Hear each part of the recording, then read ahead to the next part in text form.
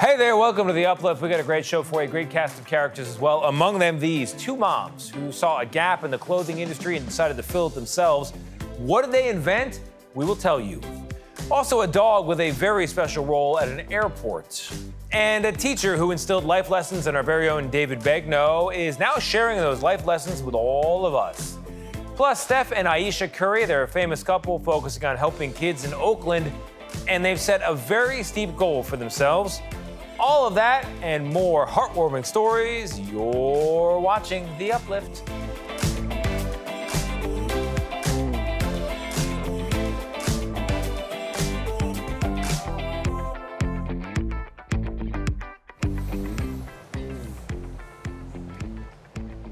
Hey there, I'm Tony DeCopel, and this is The Uplift, the show that lifts you up for at least the next 30 minutes. You, and I like to say me as well, and we're going to begin here. Two-time NBA MVP Steph Curry. It's a lot to say. I'll say it twice. Two-time NBA MVP Steph Curry. He's not just a warrior on the court, but also in the Oakland Unified School District, where he and his wife Ayesha, a New York Times bestselling author, by the way, founded Eat, Learn, Play to provide resources and opportunities for the kids there. And they recently set a very steep goal for that foundation. Here is Dana Jacobson with the story. Stephen Curry is one of the greatest shooters the NBA has ever seen. But that's not the only sport where he excels. Playing golf with both passion and prowess. Are you kidding me?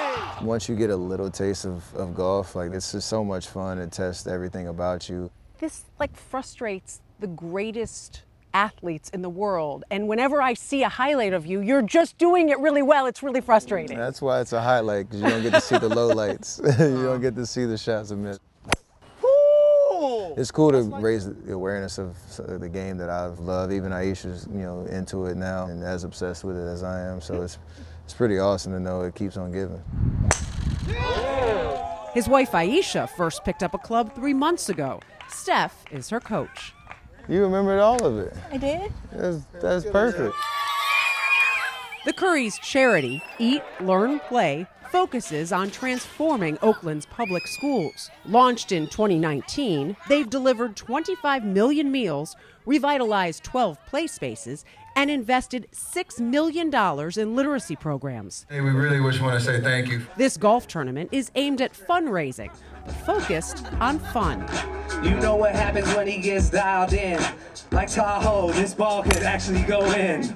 It's all part of the Curry's new effort to raise $50 million in the next 3 years to help some 35,000 kids thrive. $50,000, bidder number 65. $50 million is what you want to raise to go towards the school district. It's a lot of money. These kids that deserve an opportunity to achieve their full potential, especially from the Black and brown community, understanding where kids are falling behind, trying to do our part in a meaningful way. A quality meal, a safe place to play, and access to books. It's the fact that these are three very simple things in life that every child should have access to. And so when you're not afforded those things, it's how can I even dream? The Currys are committed to helping kids dream big by igniting creativity, from sponsoring fun runs to trips to the ballpark. Special shout out to our Eat, Learn, Play kids. And if you ever doubt yourself for a second, I want you to know that you have two people in your corner always that believe in you. And believing in pride of ownership, they ask the kids for input on playground designs. Is there a little part of you that you guys go back to the kid moments when you see a playground like that? Absolutely. Yeah. I mean, that's where you met most of your friends, build confidence and a sense of community. Imagination, adventure. Find her. That includes taking a plunge to promote the cause. To help spark a love of reading, they provide books reflecting Oakland's diversity. The Currys cover all of the charity's operating costs, so every dollar raised goes back into the community. Anil Bushri is the chairman of Workday, the software firm sponsoring the tournament, which raised more than $2 million this year. I've been to a couple of the playground builds with Steph. It's incredible. We're all kind of in tears and joyous at the same time because we see what's possible. At 6'2", he's extremely small. Curry is also the subject of a documentary, Underrated, released this summer. It follows his journey from an undersized kid with a big work ethic to his triumph as an NBA champ. Bang! Steph Curry from downtown.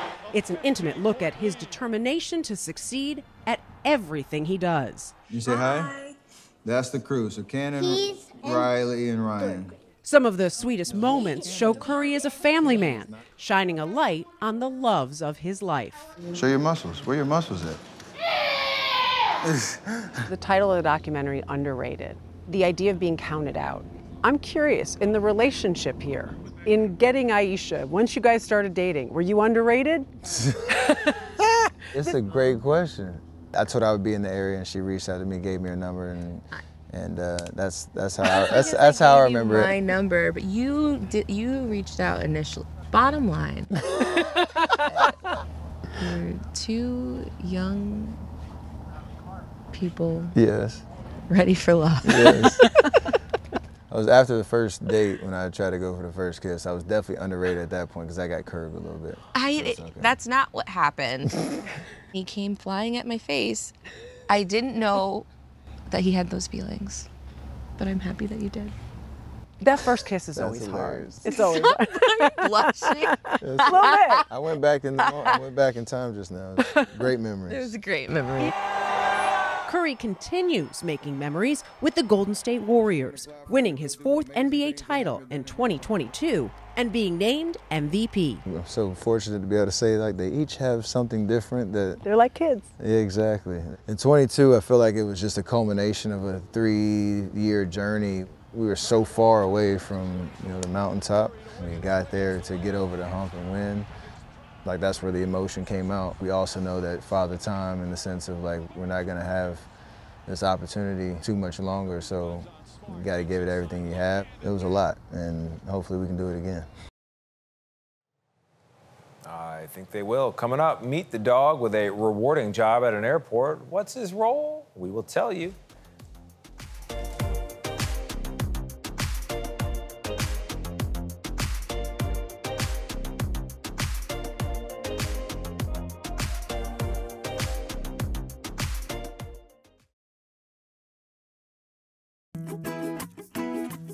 We now introduce you to Brody, someone with a gift of calming people down and has a great job at an airport helping people relax before their flights. I should mention Brody's a dog. Here's CBS Miami's Mirabel Rodriguez. This is Brody.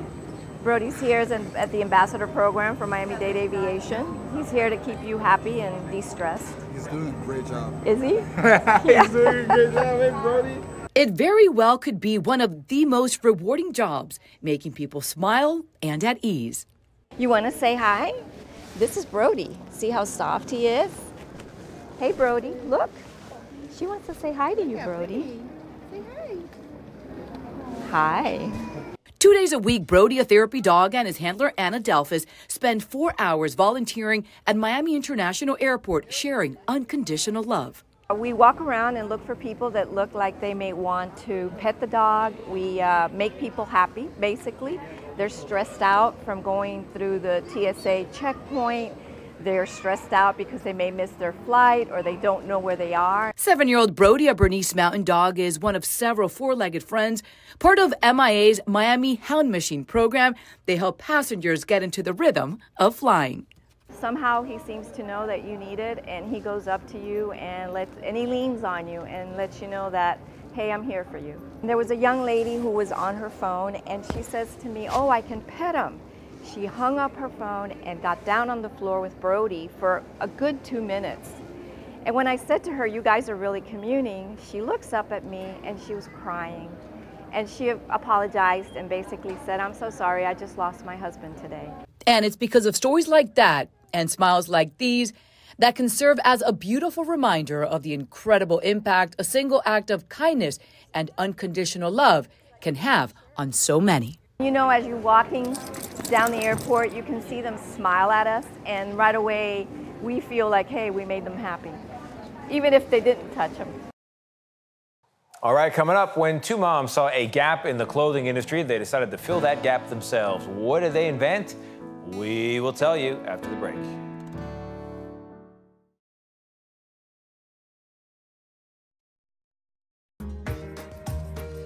Now to two moms who saw a gap in the clothing industry and decided to fix that gap themselves. Here's Andrew Lobb. They say necessity is the mother of invention. And this invention came from two mothers with a need: clothing for those with disabilities. Nikki Puzo and Joanne DiCamillo founded Be Free, an adaptive clothing brand inspired by Nikki's daughter Stella. I don't let anything stop me, and I think that's very cool. Born with spastic quadriplegia cerebral palsy, Stella was 5 years old when she had double hip surgery that left her with casts on both legs and a bar between them, making it impossible for her to wear traditional pants. Surgeons told Nikki that her daughter would have to wear dresses or a long t-shirt while she recovered. For Stella, who has a lot of anxiety, she doesn't like to look at any type of brace or Band-Aids or anything like incisions. So I knew that wasn't going to work for her for 3 months, and it was going to increase her anxiety. So I decided to go out and make her a pair of pants. Using a pair of brightly colored pajama bottoms, she took them apart at the seams and sewed in Velcro. A simple fix, but it made a difference for her daughter. And it was really a game changer for Stella. I just really saw how much it made her feel just like normal for a little while. And then at her post-op appointment, she was wearing them, and the surgeon at Children's said, you need to make these. Like, so many parents ask us all the time what to dress their children in, and you basically solved that problem. So when Nikki recounted what the surgeon said to her, Joanne was shocked. And I was just really blown away by that, because this was just something that was missing from the market, and just something that didn't exist. But with neither woman having fashion experience, they enlisted the help of a third mom, Joanne's 85-year-old mother, who can sew. I gave her the pants and said, hey, well, can you make us some of these? And so she just made us, I don't know, so many pairs of pants that we could just experiment with and do trial and error on. Ultimately, after consulting with medical experts, they decided to go with zippers. They were granted utility and design patents for their pants and launched the Be Free website in 2022. I just feel like, I want to instill in her that she is beautiful, powerful, strong, no matter what, and she can always do whatever she puts her mind to. And I believe that, whether she's able-bodied or not, and nothing can stand in my way for making her life better. We're making it happen. That's right. It's a beautiful story. All right, coming up, our David Beganud opens up about the difficulties he faced growing up and also introduces us to the teacher who helped shape him into the man he is today. They've got a candid and emotional conversation that is coming up next. I knew he had a wall up, and I saw the wall. I saw the defensiveness. I saw the anger and frustration, and I didn't want that to impede any of the things that he deserved.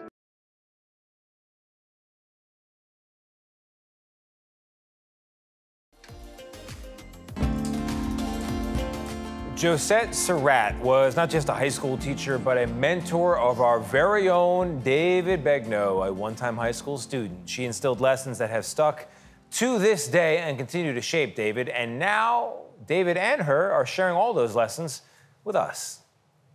There you are. I think that It has been 25 years since I first met the woman who changed my life, Josette Cook Surratt. When we first met in 1998, she was teaching English here at Turlings Catholic High School, and I was a 15-year-old freshman. I was gay at a time when it wasn't readily accepted, and I had Tourette syndrome when it wasn't easily understood. It was a lot of baggage for this young kid, but Miss Surratt had a way of seeing beyond the surface into my soul, really. For me, arriving in high school helped to change the conversation, and it was less about Tourette's and ticking and being gay, and more about, that guy seems to have some talent. That alone just made school easier for me. I knew he had a wall up, and I saw the wall. I saw the defensiveness. I saw the anger and frustration, and I didn't want that to impede any of the things that he deserved. The first time I saw Miss Surratt, there was something about her that I was just drawn to. It was the no-nonsense approach that she took in teaching me, calling me on my BS, if you will, but uplifting me in a way that said to me, she believed in me. And I believed her. Do you realize where we're walking? Where you had English class. Yes. Now look, I wasn't exactly at the head of Miss Surratt's class. What distinguished me was my voice. I sat in the back corner over there. I remember that you loved to talk in class, during class, to yourself. It didn't matter. You loved to talk. And because you had a nice, deep voice, it carried throughout the class. So this was my original team, my charter team, I call it. As luck would have it for me, Miss Surratt was the head coach of the speech team, and she was after me to join. I remember you kept calling on me to read. Read aloud in the class, you'd say. The timbre of your voice was just so natural, even at your age, that I thought he belongs doing speech. And I felt like it would be an injustice for you not to pursue that. I said, the kids are already half a year ahead of you. You got to compete now. So I did. Perhaps Mark Twain put it best when he said, snoring is simply sleeping out loud. And you went with it, probably not totally memorized. And what happened? And you took second place. And then you never looked back, and you never did not bring home a trophy from then on. It was beautiful to watch. That's mine. 2000, second in the country. But more important than the trophies were the life lessons. I remember one day something was going on, and you went into that room with me, and you closed the door, and you said to me, "What are you running from?" And it was one of the most pivotal moments of my entire life. I don't know if you remember me telling you to change your map. Oh, God, I remember that. It helped me. I remember you saying, if you use an old road map, you won't get to the destination because maps change. Change your road map, David. Oh, it was an aha moment for me. But you know what else? When you said, what are you running from? You know what I heard in that moment? I heard, rather than, what's wrong with you? I heard, what happened to you? And so rather than getting defensive, I opened up. I opened up, and what happened was this conversation where I cried, and I tend to wear my heart on my sleeve, and I think I shared everything with you. It was Tourette's, it was growing up gay, it was having the most tortured, tormented childhood you could imagine. And my heart hurt for you and for any child that has to go through that, because it should not have to be that hard. And I wanted you to know there's a better life. There's a good life. Your tenacity then was almost part of the defensiveness, but you were able to take that tenacity and bring it into something that parlayed beautifully for you in broadcasting, which was a perseverance, a determination, a curiosity. Remind us all of how important adoption really is. I love to tell stories. I love to make people feel something. It's very nice to meet you. From that storytelling. Do you remember what I did your senior year for state? I said, I have a free entry, and I am going to enter him in dramatic interpretation because I think he can do the drama real well. It was a speech about a man who was dying and went through his box of mementos to reflect on his life.